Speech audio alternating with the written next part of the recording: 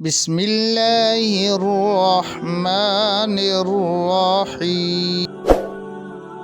Doctor साहब, मैं ये पूछना चाहती हूँ कि आजकल वास्तुतंत्र के हिसाब से घर बनाना बहुत कॉमन हो चुका है, तो ये कितना दूर सही है या गलत है? मेरा सवाल है कि वास्तुतंत्र के हिसाब से घर बनाना कितना सही है। ये एक साइंस है जो अभी ज़्यादातर फेमस हो, पहले फेमस नहीं था।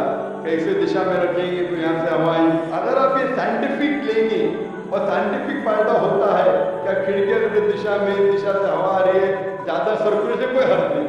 लेकिन अगर दीनी एतबार से बनाएंगे, ऐसा बनाएंगे तो जिंदगी अच्छी होगी, तो ये गलत है।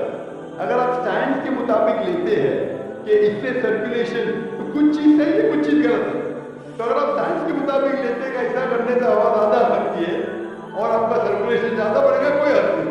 लेकिन ये सोचे कि ऐसा बनाएंगे तो जिंदगी अच्छी होगी, ऐसा बनाएंगे तो जन्नत पे जाएंगे, तो घर कैसा भी बना, जन्नत पे जाने के लिए कुरान के ऊपर अमल करना चाहिए। अगर साइंटिफिकली कोई फायदा होता है